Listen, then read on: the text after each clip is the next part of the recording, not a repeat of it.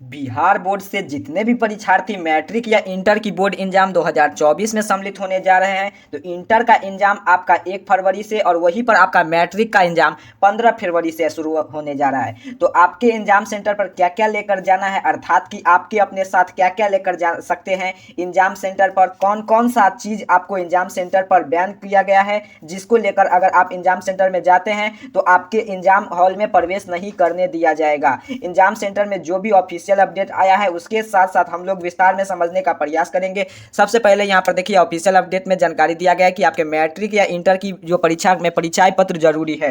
यह परिचय पत्र क्या है, तो देखिए यहाँ पर जानकारी दिया जा रहा है, आपका स्कूल के स्तर पर जो भी आपका परिचय पत्र अर्थात कि आईडी कार्ड, आइडेंटिटी कार्ड जो भी आपको मिले होंगे उसको अपने साथ लेकर, पहचान पत्र लेकर आपको जाना है आपके एग्जाम सेंटर पर। चलिए यहाँ पर ध्यान से समझने का प्रयास करते हैं। तो देखिए, आपके पास जो भी आपका बिहार विद्यालय परीक्षा समिति ये बयान जारी करता है आपके लिए ऑफिशियल अपडेट के माध्यम से कि आपके मैट्रिक या इंटर के परीक्षार्थी को परिचय पत्र आपको लेकर जाना है। तो जिसमें आपके पास अगर मान लीजिए आपके पास आधार कार्ड है तो आप आधार कार्ड लेकर जा सकते हैं, वहीं पर आपका आईडी कार्ड वगैरह है और कोई भी चीज़ अर्थात कि आपके पास एडमिट कार्ड वगैरह सब तो आपको लेकर जाना है। उसके साथ साथ एक आपका पहचान पत्र लेकर जाना है, चाहे आपका स्कूल में जो भी आपका आईडी कार्ड दिया होगा वो आपको लेकर जाना है, नहीं तो आपको अपना आधार कार्ड, अपने पास सभी विद्यार्थी का आधार कार्ड होता है तो वो आधार कार्ड को लेकर जाना है। अब चलिए आगे आपको बात करते हैं, ध्यान से यहाँ से आपको समझते चलिएगा। सबसे पहले आपको यहाँ से सुनिश्चित करना है कि आपका एग्जाम प्रथम पाल अर्थात कि फर्स्ट सिटिंग में है या आपका सेकेंड सिटिंग में। अगर मान लीजिए आप 1 फरवरी से आप एग्जाम देने जा रहे हैं, चाहे आप 15 फरवरी से एग्जाम देने जा रहे हैं, तो आपको यह पहले आपको सुनिश्चित कर लेना है कि आपके किसी भी हाल में आपको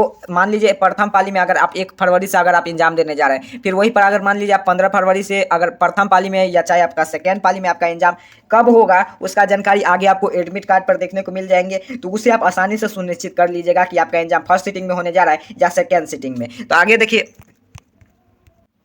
चाहे आपका एग्जाम 1 फरवरी से या 15 फरवरी से है तो आपको एग्जाम से किसी भी हाल में आपको एग्जाम से पर सेंटर पर आपको 10 मिनट पहले ही आपको पहुंच जाना है। तो 10 मिनट पहले ही आप पहुंच जाइएगा एग्जाम सेंटर पर। अगर आप 10 मिनट पहले नहीं पहुंचते हैं तो आपके एग्जाम सेंटर पर गेट बंद कर दिया जाता है आपके एग्जाम से पहले। चाहे आपका मान लीजिए प्रथम पाली में एग्जाम होगा, अगर मान लीजिए आपको 9:30 से आपका एग्जाम स्टार्ट होने जा रहा है तो आपको 9:20 तक आपको क्या करना है, आपका वहां पर एग्जाम सेंटर पर पहुंच जाना है। फिर वहीं पर मान लीजिए अगर आपका एग्जाम द्वितीय पाली में अर्थात कि सेकेंड सिटिंग में अगर आपका एग्जाम होने जा रहा है तो आपको अगर इसका एग्जाम होगा सेकेंड सिटिंग वाला का 1:40 से आपका एग्जाम होने जा रहा है तो आपको कब करना है, तो आपको क्या 1:35 तक आपको वहां पर एग्जाम सेंटर पर पहुंच जाना है। क्लियर समझ चुके आप, वहां तक इतना अपने टाइम पर अपना पहुंच जाइएगा। चाहे आप मैट्रिक या इंटर किसी भी क्लास के परीक्षार्थी हैं और आपका एग्जाम 1 फरवरी से चाहे आपका 15 फरवरी से, तो अगर आपका एग्जाम सेंटर पर प्रथम पहले नहीं पहुंचते तो वहां पर क्या होता है, गेट वगैरह बंद कर दिया जाता है।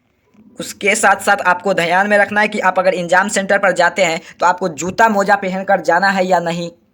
अगर आप जूता मोजा पहन कर जाते हैं तभी आपको अलाउ नहीं किया जाएगा। जूता मोजा आपके एग्जाम के सेंटर से बाहर ही उतारना पड़ेगा। बिहार विद्यालय परीक्षा समिति ने स्पष्ट रूप से अपडेट जारी कर बताया है कि आपको जूता मोजा तभी पहनकर नहीं जाना दिया जाएगा आपके एग्जाम सेंटर। ऑफिशियल अपडेट जारी कर बताया था आप जूता मोजा भी पहनकर नहीं जा सकते। उसके साथ साथ अगर मान लीजिए आप मोबाइल फोन, ब्लूटूथ, ईयरफोन किसी भी प्रकार के चीज़ लेकर अगर आप एग्जाम में जाते हैं तो अभी आपको अलाउ नहीं होगा। काफ़ी विद्यार्थी के यह प्रश्न रहता है कि हम लोग सैंडल पहनकर जा सकते हैं, तो वो भी नहीं जा सकते हैं पहन कर, क्योंकि सिंपल सा आपको स्लीपर चप्पल पहन कर जाना होगा। उसी तरह से आपका पहन कर जाइएगा जिसे आपको यहाँ पर देखिए का जो अगर आगे एडमिट कार्ड होगा तो वहाँ पर स्पष्ट रूप से लिखा जाएगा। तो आप मान लीजिए ईयरफोन, मोबाइल फ़ोन, उसके साथ साथ ब्लूटूथ किसी भी अगर ऐसे इलेक्ट्रॉनिक सामान लेकर जाते हैं तो आपको वहाँ पर लेकर नहीं दिया जाएगा, अलाउ नहीं किया जाएगा। और उसके साथ साथ काफ़ी विद्यार्थी के मन में प्रश्न रहता है कि सर वॉच लेकर जा सकते हैं कि नहीं। तो देखिए, आप घड़ी भी लेकर नहीं जा सकते क्योंकि बिहार विद्यालय परीक्षा समिति, सोचिए आपका जूता मोजा अगर आपको अलाउ नहीं करता है तो आपको वॉच सेंटर पर अलाउ नहीं होता है। तो अगर आप घड़ी पहन कर जाते हैं तो आपको वहीं पर आपका घड़ी उस सेंटर के गेट पर ही उतरवा लिया जाएगा।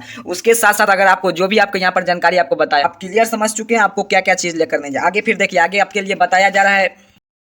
उसके साथ साथ जो भी छात्र है साल वगैरह जो आप समझ रहे हैं, साल जैसे ठंडी से बचने के लिए ओढ़ा जाता है, वो भी अगर आप लेकर जाते हैं तो वो भी अलाउ नहीं किया जाता है। ये सभी चीज़ आपके बचने के लेकर बेकार के झंझट में अगर आप जाते हैं वहाँ पर लेकर सभी चीज़ ओढ़ने, साल वगैरह चीज़ लेकर, तो आपको वहाँ पर अंदर में प्रवेश नहीं किया जाएगा। तो वहाँ पर काफ़ी झंझट का सेंटर पर खड़ा नहीं करना है, क्योंकि आप वहाँ पर जाएंगे तो आपको आखिर में वे लोग अलाउ नहीं करेंगे। आपको एग्जाम में अगर आप एक माइंड डिस्टर्ब होगा और उसके बाद आप एग्जाम देने से काफ़ी कठिनाई का सामना करना पड़ेगा। इसीलिए ध्यान रहे, अगर आप साल वगैरह लेकर जाते हैं तो वहाँ से आप साल वगैरह लेकर एग्जाम सेंटर पर नहीं दिया जाएगा, आपके अंदर में प्रवेश नहीं किया जाएगा वहाँ पर। अगर जब भी आप लेकर जाते हैं तो आपके वहाँ पर झंझट खराब होगा तो इसके लेकर आपको एग्जाम में आखिर में अलाउ नहीं किया जा रहा है, तो आपको एग्जाम में काफ़ी ज़्यादा डिस्टर्ब होगा, जिससे आप एग्जाम में अच्छे से लिख नहीं पाएंगे, कठिनाई का सामना आपको करना पड़ेगा। फिर आइए आपके आगे बात कर लेते हैं आपको क्या क्या लेकर आपको एग्जाम में जाना है। तो आपके एडमिट कार्ड, जो भी आपका निर्देशांक जारी किया गया, अर्थात कि जो भी आपका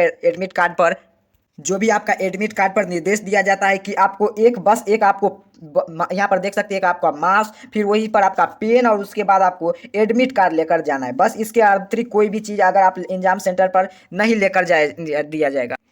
तो आप क्लियर समझ चुके हैं कि आपको एग्जाम सेंटर पर क्या क्या लेकर जाना है, कि आपको एक मास्क लेकर जाना है और उसके बाद आपको जो भी पेन और उसके बाद आपको एडमिट कार्ड और जो भी आपका पहचान पत्र या आपका आधार कार्ड होंगे वो आप अगर एग्जाम सेंटर पर आप लेकर जाएंगे तो आपको प्रवेश करने दिया जाएगा। इसके अतिरिक्त कोई भी चीज़ लेकर जाते हैं तो आपको एग्जाम सेंटर में प्रवेश नहीं किया जाएगा। उसके साथ साथ आपको 2 से 3 बात आपको और एग्जामिनेशन हॉल में आपको ध्यान में रखना है कि आपको, मैं पहले की जानकारी देता हूँ कि आपको जो भी प्रश्न पत्र मिलेंगे, उत्तर पुस्तिका मिलेंगे और OMR शीट, उस पर सभी जानकारी आपको प्रिंटेड रहेगा। ठीक है, जो भी आपको यहाँ पर एग्जाम सेंटर में मिलेंगे उस पर सभी अपना नाम, अपना फोटो, सिग्नेचर, जो भी साइन वगैरह किया कर लिया जाएगा वहाँ पर। उसके बाद उसके जो भी है शुरुआत से अगर आप देखेंगे तो आपको आधा चीज़ आपको वहाँ पर प्रिंटेड आपका डिटेल देखने को मिलेंगे ना, आपको प्रिंटेड मिलेंगे। सभी को आपको क्या कर लेना, ध्यान से आपको मिलान कर लेना, उसके बाद ही आपको लिखने की शुरुआत कीजिएगा। उसके साथ साथ अगर आपको सबसे पहले अगर आप OMR शीट अर्थात कि ऑब्जेक्टिव प्रश्न को सॉल्व करते हैं, उसके साथ साथ यह ख्याल रखने में आपको काफ़ी है कि एग्जाम शुरू होने से पहले एक छोटा सा आप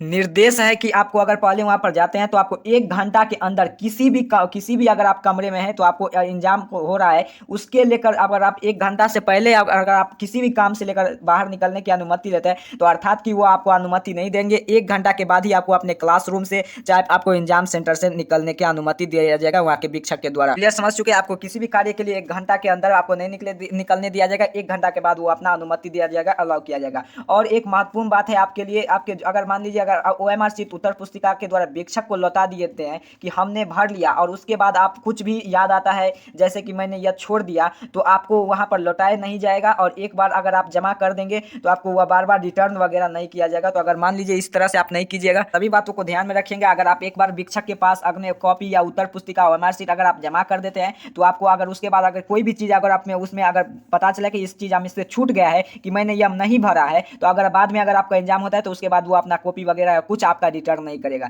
ये आपको 2 से 3 आपको बात को ध्यान में रखना है। अगर मान लीजिए 2 से 3 बात आप ध्यान में रखते हैं तो जैसे कि OMR शीट के आपको मिलान कर लेना है। काफ़ी आपको जैसे आप OMR शीट पर भरेंगे, आपको ऑब्जेक्टिव टाइप प्रश्न बनाएंगे, उससे 5 महीना पहले ही 5 मिनट आपको पहले ही प्रयास करना है, 5 मिनट पहले ही आपको प्रयास करना है। सभी चीज़ को आपको ध्यान से देख लेना है, एक एक चीज़ को आपको उम्मीद कर लेना है कि आपको कोई चीज़ अगर डाउट कोई है कि आपको उसमें छूटा तो नहीं है, तो ध्यान से OMR शीट को अगर आप पहले जांच लीजिएगा, उसके बाद आपको OMR शीट आपको शिक्षक को दे दीजिएगा। ये नहीं कि आप पहले ही दे दिए, सबसे पहले आप घबरा गए, पैनिक हो गए, तो ये नहीं होना चाहिए। अगर आपको ऐसा होता है तो आपको काफ़ी आगे दिक्कत हो जाएगा। तो आप उम्मीद कर रहे होंगे कि आप क्लियर समझ चुके हैं कि आपको एग्जाम सेंटर पर क्या क्या लेकर जाना है। पूरे तरीका आपको सावधानी बरकरार रखना है। जो भी आपको मैट्रिक बोर्ड एग्जाम 2024 में लेकर यह बात आपके लिए बताया गया है।